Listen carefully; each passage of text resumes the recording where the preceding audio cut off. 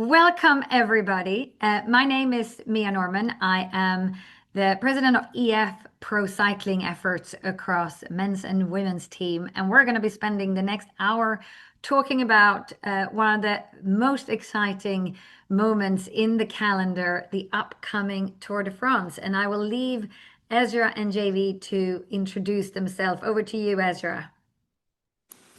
Thank you, Mia. Welcome everybody, and great to see so many people listening to this conversation. I'm Esra Tromp. I'm the team manager of EF Education Oatly, the women's team of EF Pro Cycling, and I am pretty happy to share our tactics and every single detail about the Tour de France today. Thanks, Esra. JV, over to you. Hi, everyone. Apologies for being late. I was clicking on the wrong link. Anyway, I'm Jonathan Vaughters. I've been doing this for 20 years. The founder of EF Pro Cycling, which started out a long time ago. And I'm also obviously the general manager of the men's cycling team of EF Education EasyPost. And I don't know, we're obviously coming off of a Giro d'Italia that we're really proud of, and now we're looking forward to what we're going to do in the Tour de France and how we're going to impact the race in the biggest way possible for all the fans and all the sponsors and all the riders. Brilliant. So with, kicking that exact topic off without sharing too much, assuming that we will have some spies on this call from other teams, but assuming that we can share a little bit of what the vision is for this year's Tour de France and Tour de France Femmes. Let's start with either one of you. Go ahead. Either one of us, huh? JV, go ahead. Ezra should start because our plan is very well. It's still very malleable, looking at how the Giro went and how we're going to deal with that and whatever else. Whereas I think Ezra has a much more definitive plan than I ever do. Okay, then you get the hospital pass, Ezra. You go fast. I think that's not really correct. I think JV's strategy is maybe not on the tactical side decided already, but in the broader perspective, it's already clear what we are going to do in the Tour de France. But for the women's team this year, so it's our second Tour de France Femme, we managed to have a really good GC rider in our team for this year, and that her name is Cédrine Cabal, and she's from France, and actually also the second stage of the Tour de France Femme starts in her in the town where she got born. So we have high hopes for her, and we go for a really good GC with this young French lady. So yeah, fantastic. I mean, that would be something, right? Someone from France actually winning the Tour de France. It could be quite the moment. Hopefully winning, but I think, to be really realistic, I think we go for a top 5, and of course we are not blind if we can win a stage during the Tour de France. Fantastic. So JV, the what you call the fluid, I think you used a different word, but sort of fluid strategy, and if you sort of put a little bit more words into it, what do you think it will pan out to be? Well, I mean, the first thing to understand is that 60-70% of the commercial value that the team creates for all the partners and is derived from the Tour de France. So it's the one race of the year. Every single other race we do all year long, basically our goal is to try to win the race. And it's that simple. And however we get that done, we get that done. The Tour de France is this interesting race where you actually have to take into consideration how do we make the most impact in the race in order to really derive the commercial value out of it. And while that doesn't mean just riding away in stupid breakaways at the beginning of the stage, that are inevitably going to get caught just to get your jersey out there. It does mean thinking about things a little bit differently than we would in, say, the Giro. So, like where the Giro, we rode the Giro completely focused on winning the entire thing, completely focused on the general classification. Now, in the Tour de France, we might do that or we might not, and that'll depend a little bit on how Richard recovers from the Giro and what his testing is like in the days running up to the Tour de France. But to race the Tour de France and sort of dedicate the entire team to dragging Richard around, and he finishes sixth place on GC, and we are essentially not animating the race the entire time, and everyone is just focused on, you know, one thing and one thing only, i.e. the Pogacar versus Vingegaard race. And there's sort of nothing else going on, and we're just sort of a backstory to that because we're plugging along to get Richard into sixth place in the overall classification.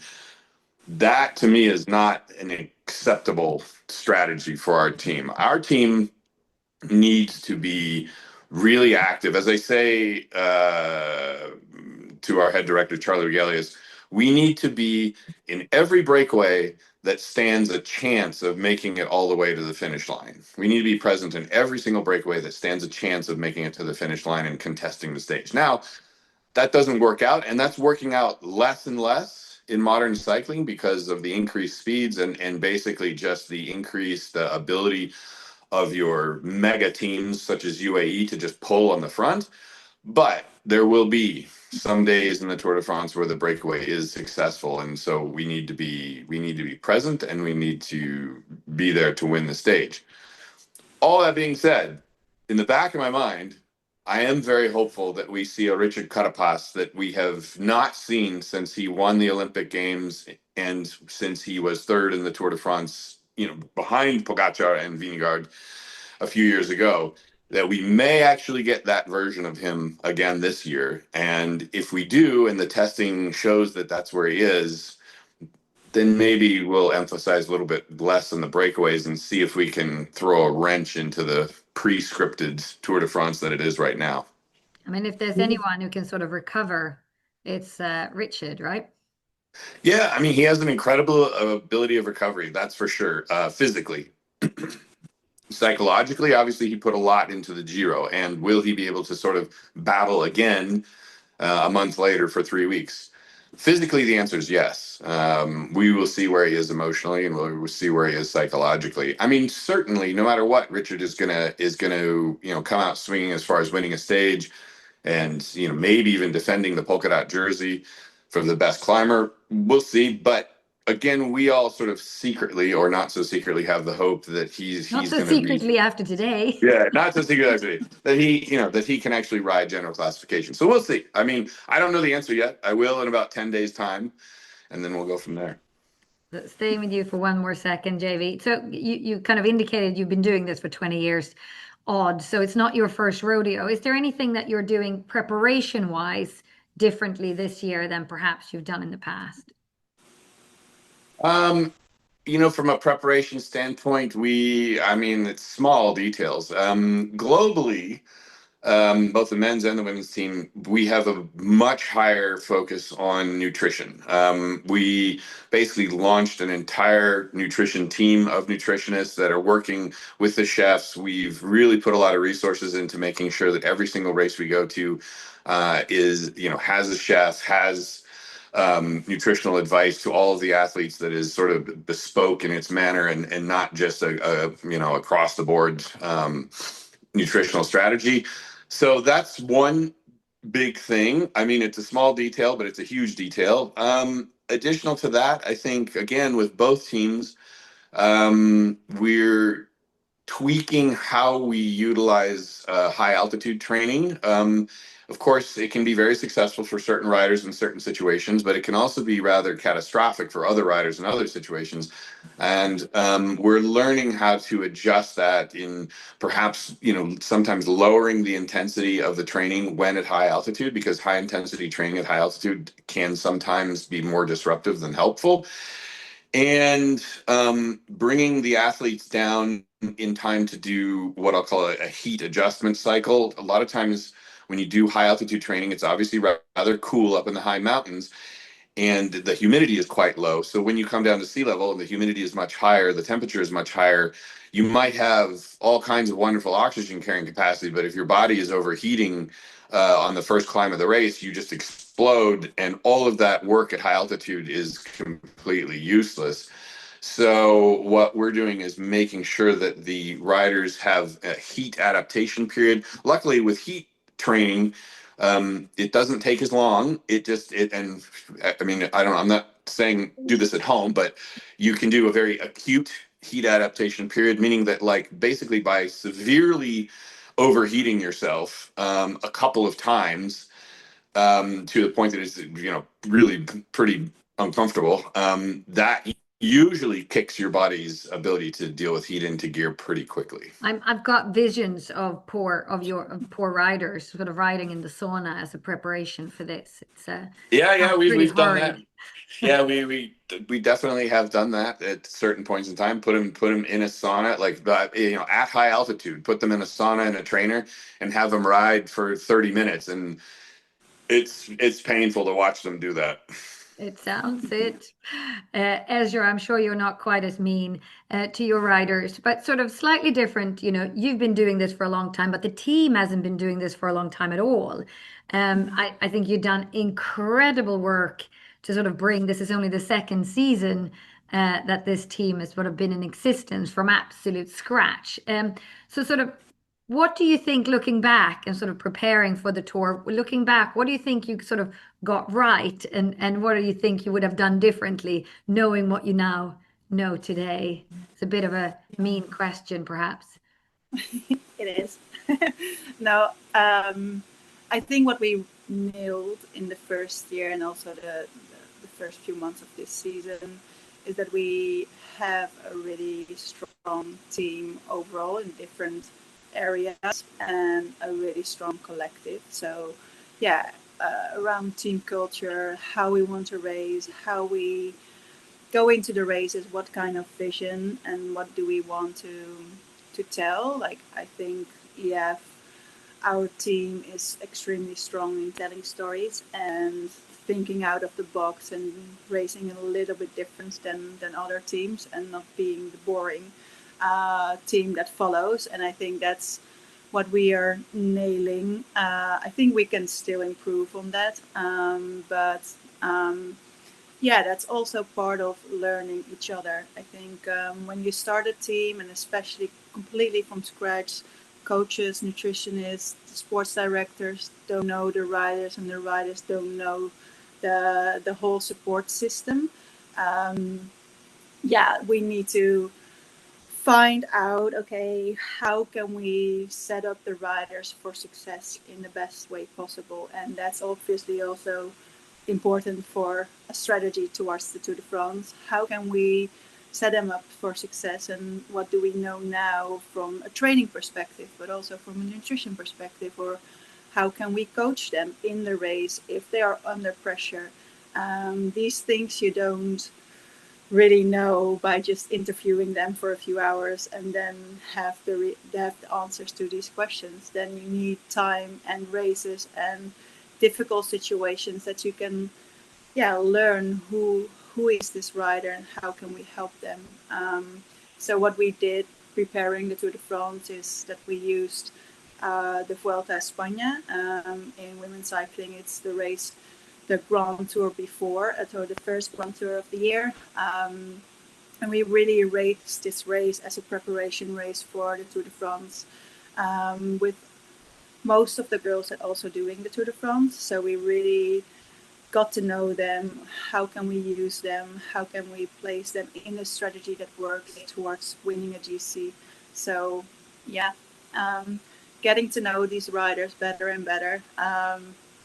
Yeah, that's Fantastic. basically it. So obviously you sort of done talent development sort of en masse almost, so bringing everyone new into the team, some experienced and some very young, kind of green riders. So sort of um, come back to you, Ezra, about that. But JV, for you, talent development is obviously core to sort of any successful team, and we always talk about it at EF, sort of like anyone running a team, your most important job is who you hire, right? So, and the same is true for a professional team.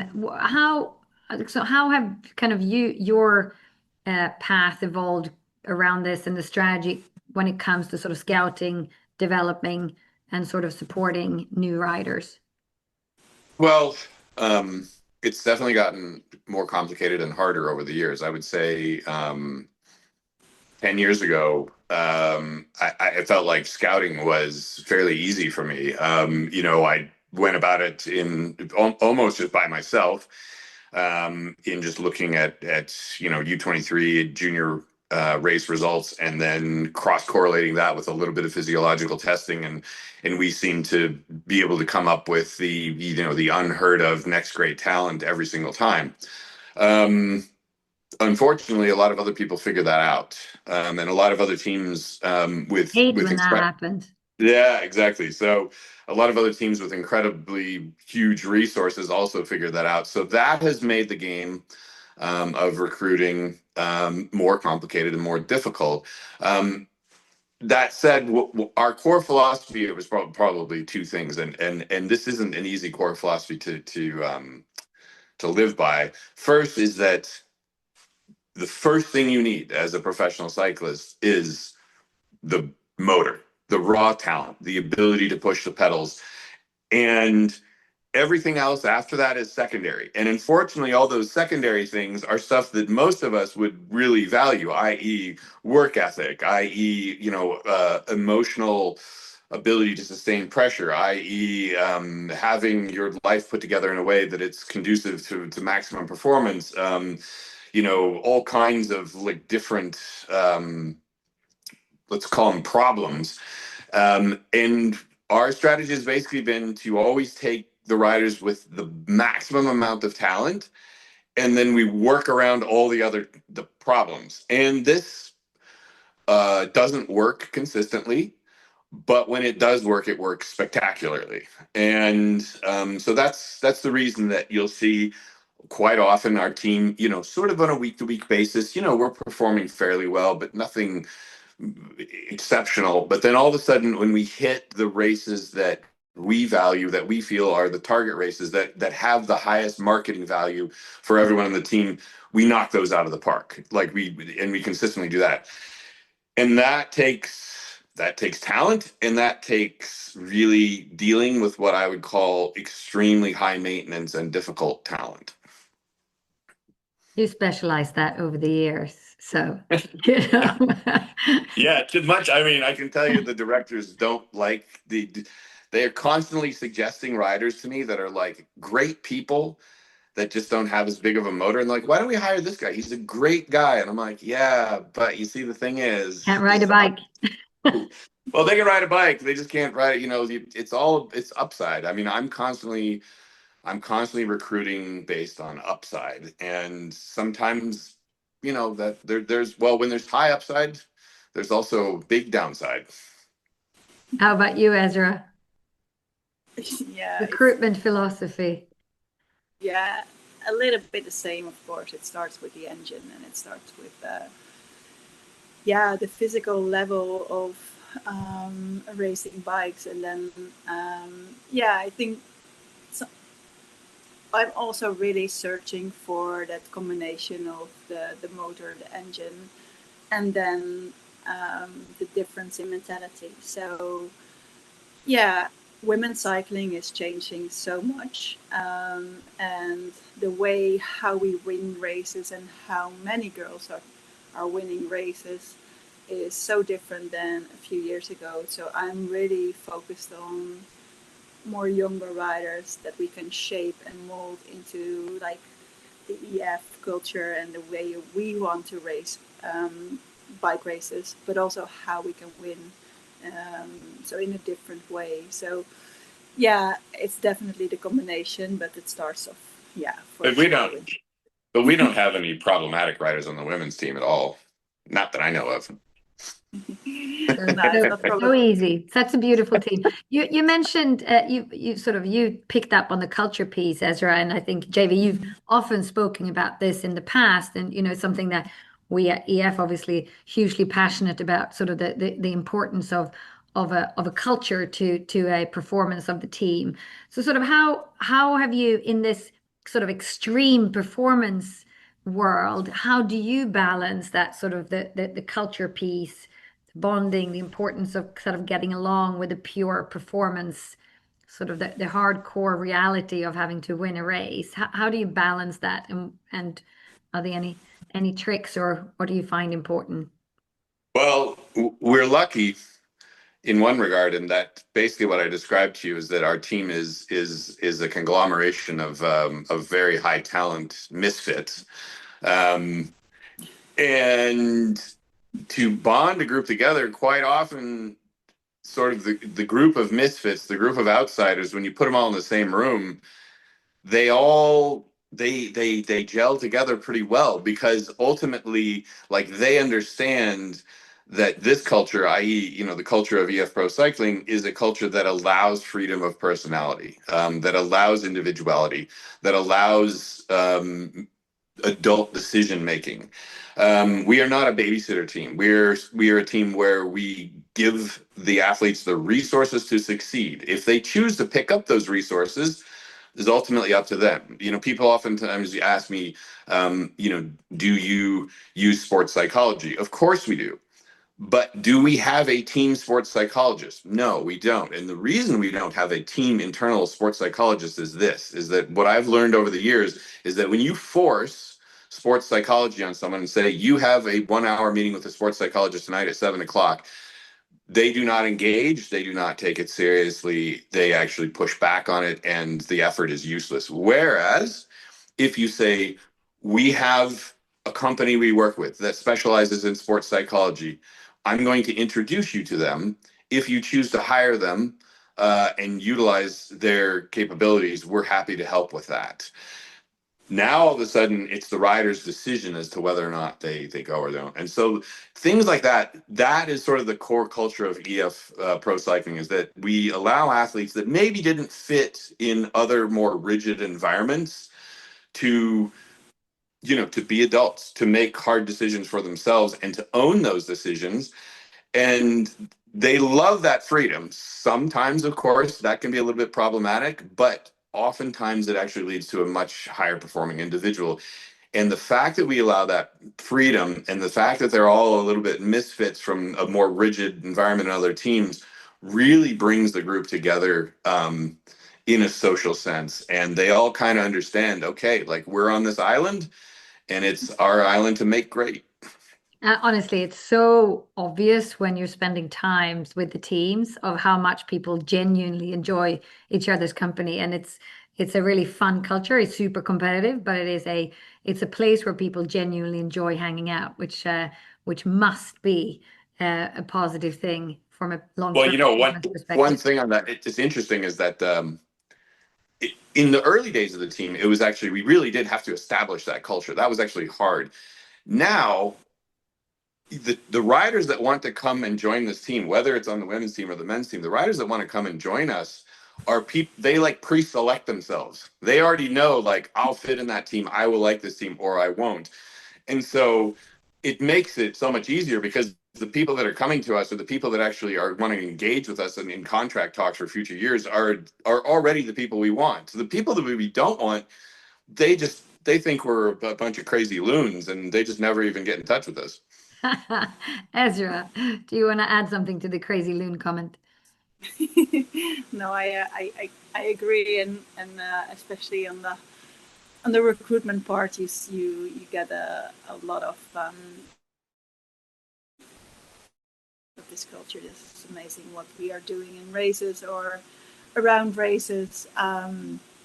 Yeah, is cool, and I want to be part of that, and I think I can fit in that group as well.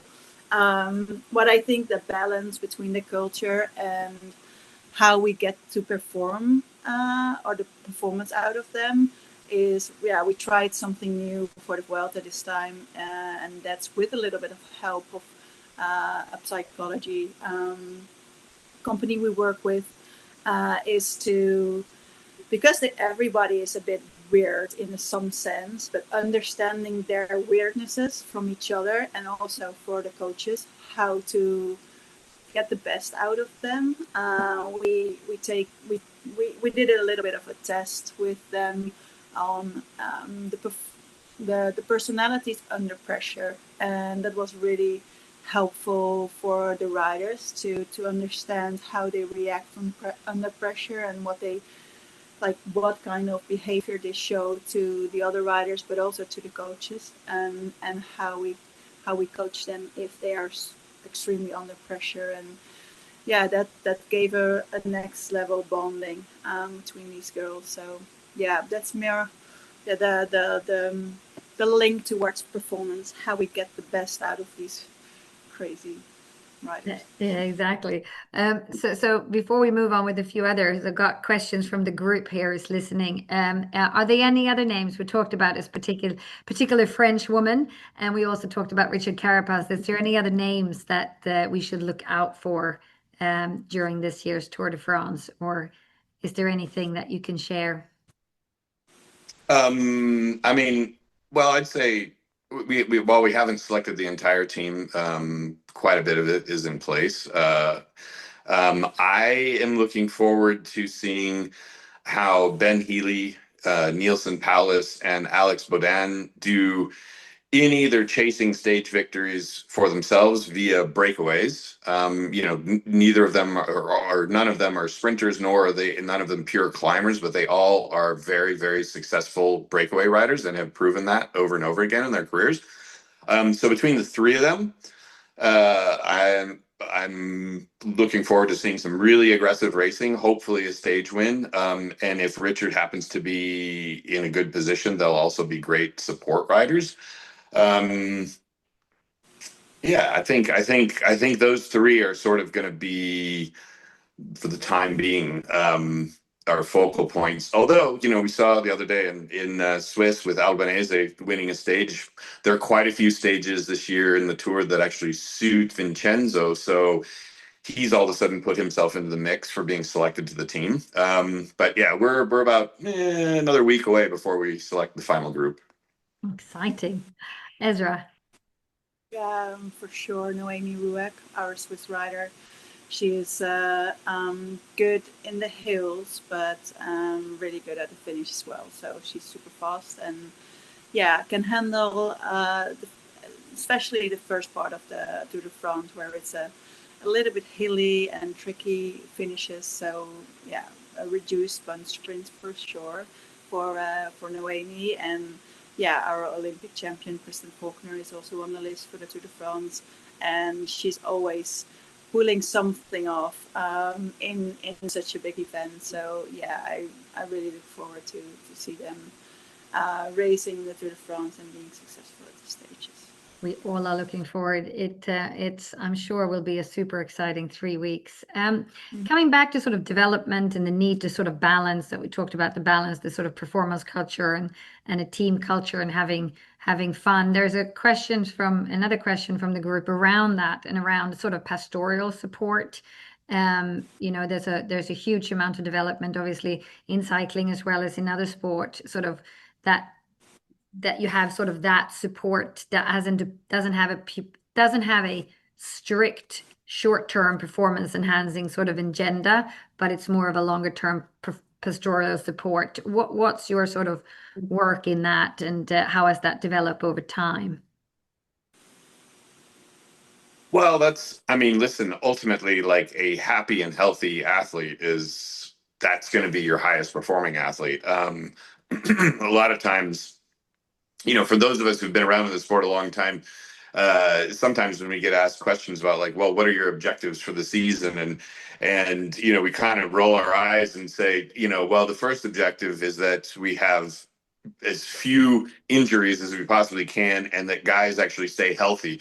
And if you can manage to have not that many injuries and not that many illnesses, and you can manage to have a group that's actually happy and functions well together, and they're good people, like that's already, getting down to the specific race tactics that you usually play out on the road. That is honestly inconsequential compared to having 27 of your 30 athletes healthy and showing up on time.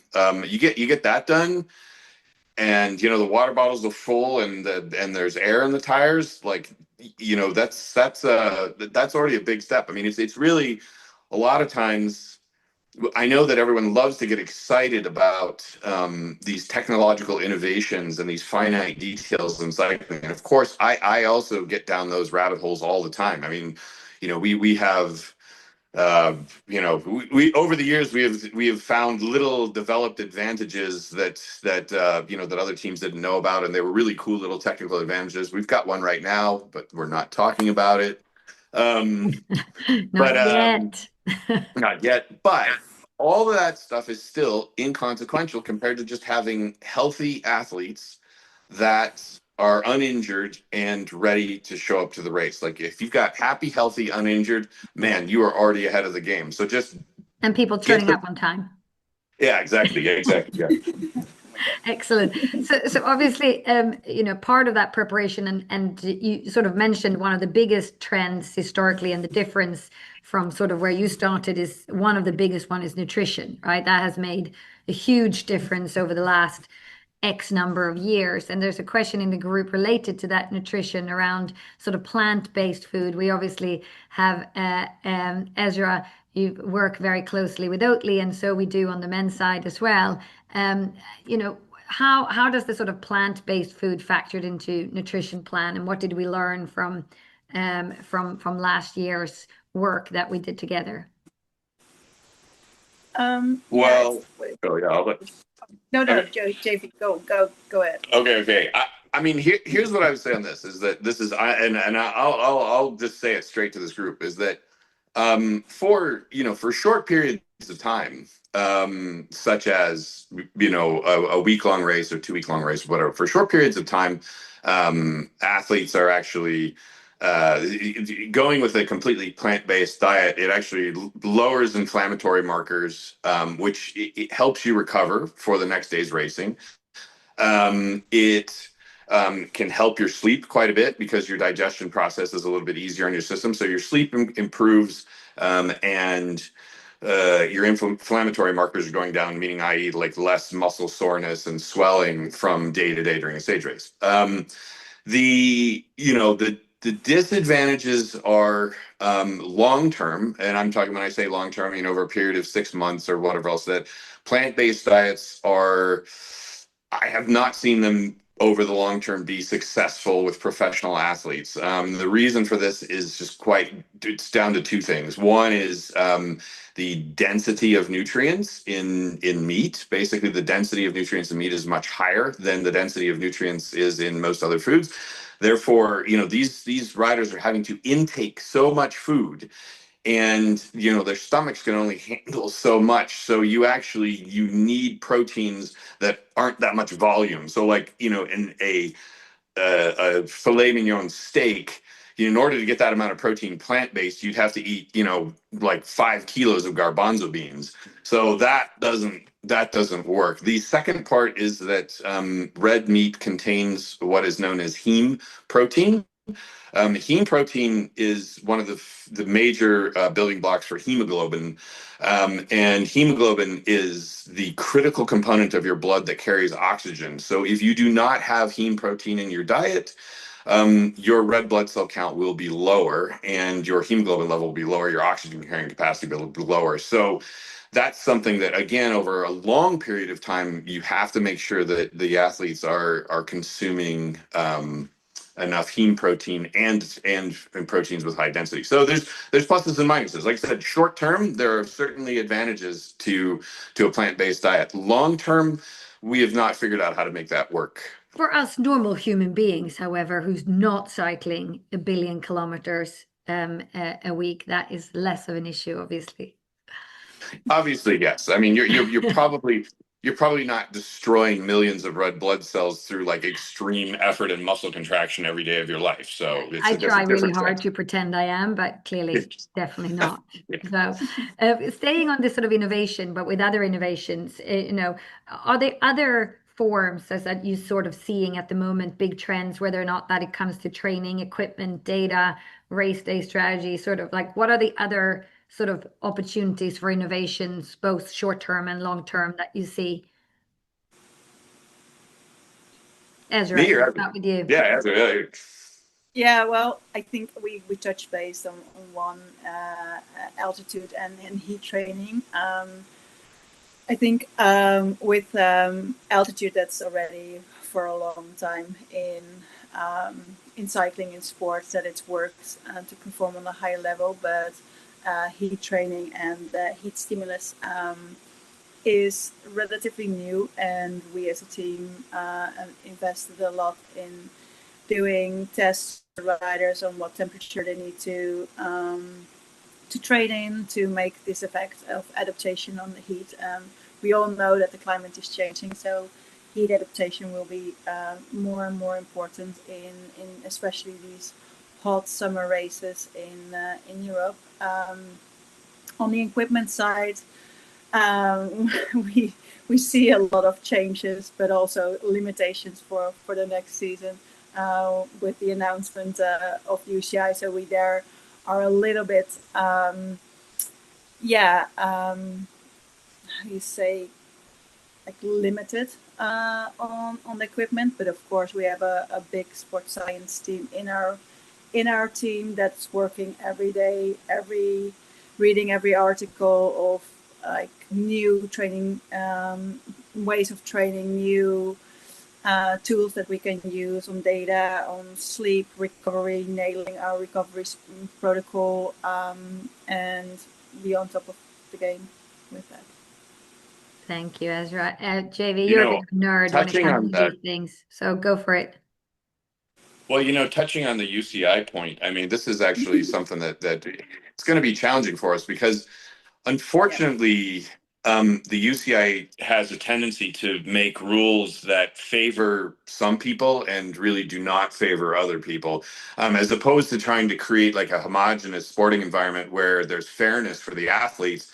The UCI essentially works against that. And if you look at the latest set of rules that they put out, there's some real obvious examples there. I mean, the most obvious one is, this handlebar width limitation. Well, with a handlebar width limitation, they basically create an environment where riders with larger riders and riders with broader shoulders are going to be favored in a performance sense than smaller riders and riders with narrower shoulders.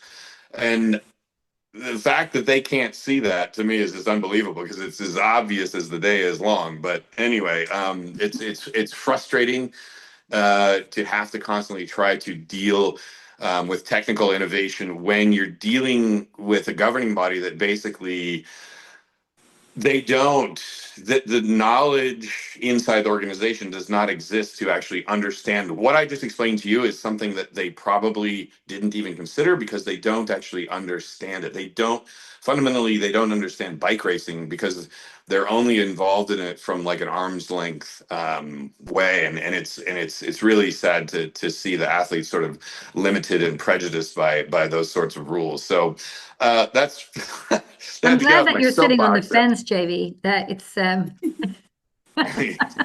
I mean, it's like it happens over and over and over again. It's like, as opposed to making rules that really make things fair for anyone and everyone.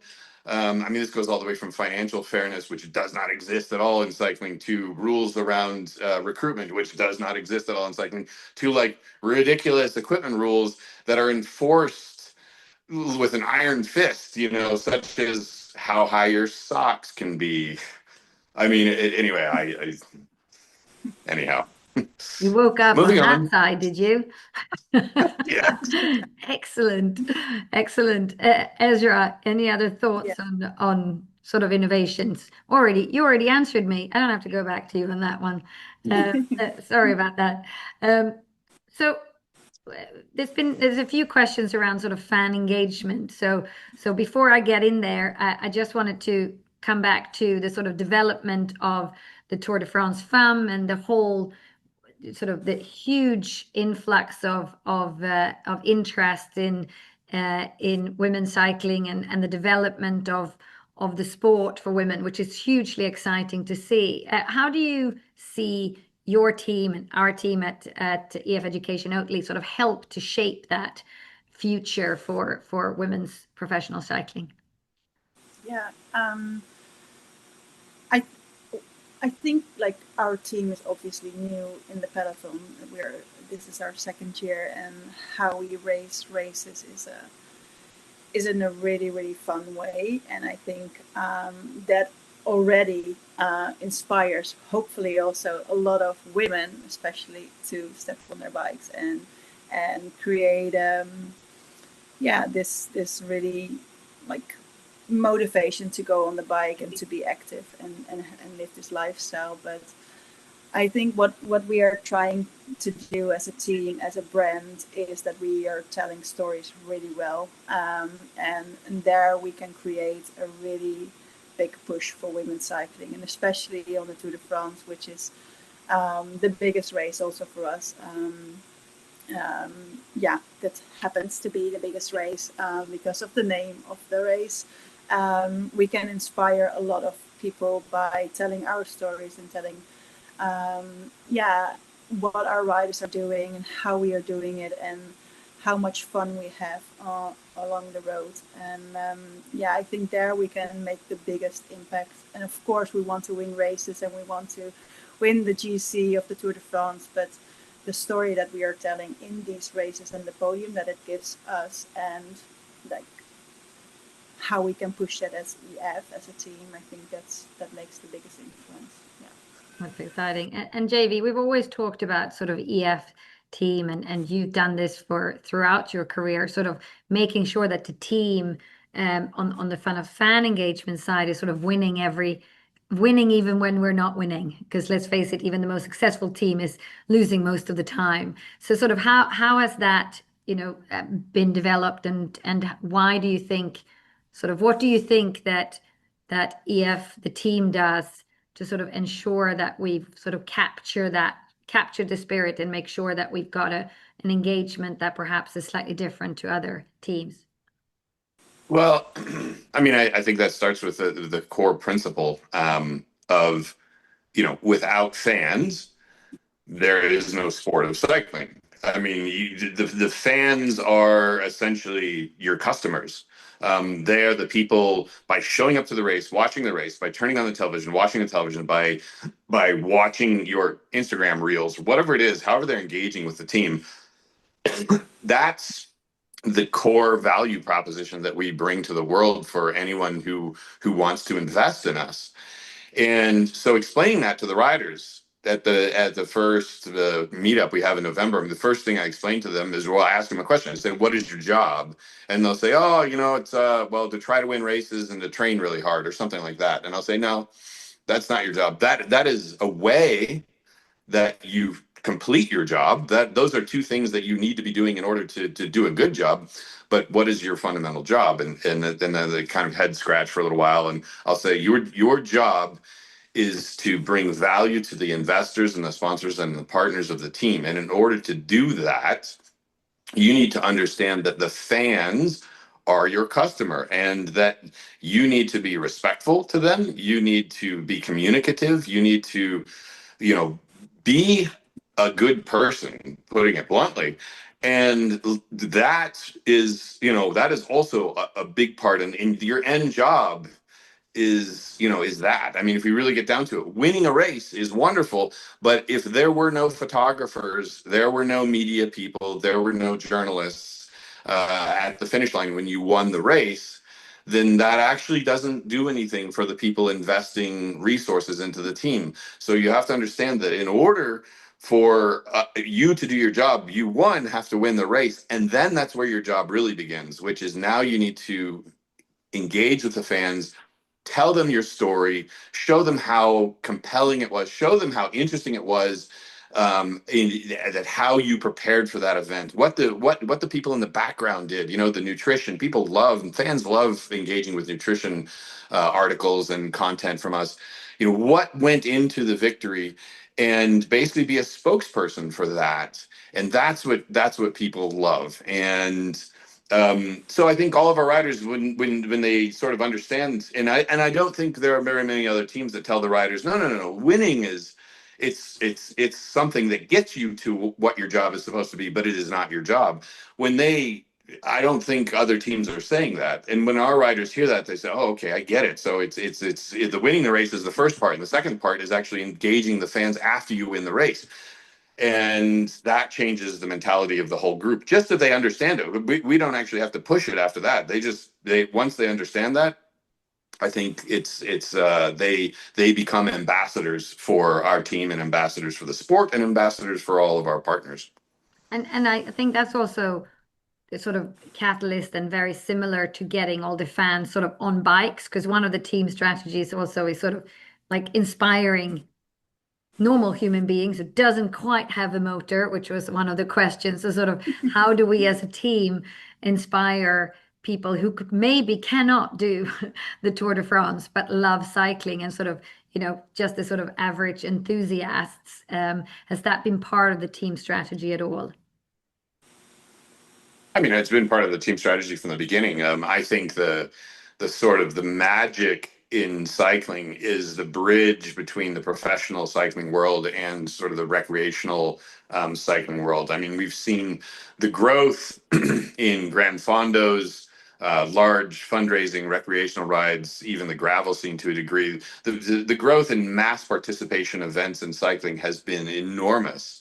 And ultimately it's our job to sort of almost like develop the technology that is going to be used 2 or 3 years from now in and to test that technology for people, who want to just enjoy their bikes. It's our job to inspire. It's our job to relate. It's our job to basically show that fundamentally professional cyclists at the core of it, they started out because they just really liked riding bikes. And lo and behold, the few people that make it to the professional ranks have this incredible natural God-given genetic talent that not everyone has. But that's not how they started. They didn't start thinking I'm a genetic freak of nature and I'm going to go ride a bike and win the Tour de France. No, they started just riding their bike like anyone else did, and they probably showed up to some local group ride or some mass participation event, and they just for some reason were faster than everyone else. But the point is they loved the sport to begin with. They loved riding a bike to begin with. And I think I hope that all of our riders really do communicate that to the broader public. And one of the comments is around Lachlan Morton. That's obviously a rider of yours who's sort of been with the team for a long time and has done sort of the very something very different that has connected with a very broad set of fans. Maybe you want to sort of talk to that in the same context of that Well, fan you engagement. know, yeah, I mean, Lachlan is obviously our best rider at fan engagement. He is the rider that, from an organic media standpoint, i.e., social media, etc. He is definitely our most successful rider, and I think a lot of that has to do with what Lachlan does is very relatable. Like it may not be easy, but it's relatable. I.e., like when he rode around Australia and broke the around Australia record and also broke the highest number of miles kilometers that was ever ridden in 1 month ever by a human being record. He broke that as well. But it's very simple to understand what it is. Like, how fast can you go all the way around Australia? Very simple concept. At any given moment, Lachlan is actually not going that fast. And so, like, if somebody who's a fairly fit recreational rider shows up and wants to ride alongside him, I don't know, he might get a little bit annoyed with it sometimes, but they can do that because they can ride at the speed that he's riding. Again, it's relatable. So they think, well, I'll go ride with him for an hour or two. And then they go home and they imagine, oh my God, if I had to do that for 400 hours, what would that be like? That would be And awful. yeah, exactly. And then all of a sudden they realize it's like it's within reach of what they can think, and the concept is simple, but yet when they really get into the effort that it takes, it becomes incredible. So it's this great combination of relatable and within reach, but yet completely bonkers. Whereas, sometimes I feel like pro racing is a little bit less relatable. I mean, most people cannot imagine riding a time trial bike at 65K an hour for, 30K at end or whatever. That's just not like, it isn't actually relatable. No, it's not relatable. I remember my very first time in a team car where we couldn't actually keep up with Stefan Yeah, Bissiger at the time. So that is not relatable because we were in a car and he was on a bike. exactly. So this is where, I think what Lachlan does actually is incredibly successful at engaging people and making people dream and actually making them think, oh, like, I can do this. I can do something, maybe not as big as Lachlan, but I can do something similar or well, maybe not that similar, but similar-ish. And we see that a lot right now in broadly in social media. Characters like, I don't know, like David Goggins or whatever have become really popular influencers as a result of not necessarily being gifted athletes, but being very, very determined athletes. Exciting. So before we wrap up, I just want to make sure I get to all of the questions. And we have a couple of questions. So I'll take them and they're sort of not related to what we've been talking about. And I'm just going to ask them carbs. How many grams of carbs do the athlete actually need to eat during the Tour de France? Do you have any idea? Yeah, I know exactly. The first answer is it depends on the stage, and it depends on Yes. how fast the stage is being ridden. It also depends on now. So here's you want to get back to innovations, right? So innovations, one of the innovations is training the athletes to be able to actually digest huge amounts of carbohydrates, right? So most people think of it as like, in training, you're sort of doing one thing and then all of a sudden you start chucking down a bunch of carbohydrates in the race. No, no, no. Your gut has to be ready for it. You have to have basically trained your stomach. Anyway, the answer is on a very, very aggressive, difficult, high speed stage. We will push all the way in the men's team to, I mean, at the outer limit, 140 grams of carbohydrate per hour. That's like, like the thing you got to be careful of is you push it a little bit too far. You go to like 160 or 150, your performance drops right off because your gut all of a sudden can't handle it. So 140 is like the outermost maximum. I would say on a more easier stage, we're looking at like 90 per hour, which is a little bit more comfortable for the stomach. Um, in sort of a middle stage, looking at the 100, 110 per hour. The women's team is probably little bit less than that because they're smaller. I mean, simple as that. Like, So my this is cinnamon rolls won't cut it. That's a shame. no, I mean, unfortunately, like all of the products that we're ingesting that many carbohydrates basically have to be like very simple because like a cinnamon roll, the problem with the cinnamon roll is it's got fat in it. And the fat, it's not going to make these riders fat per se. The problem with the fat is it's going to slow down the absorption. What they're sucking into their bodies is essentially just, it's unadulterated carbohydrate, which Sounds sort is of good and not, bad all in one bucket, yeah. Ezra.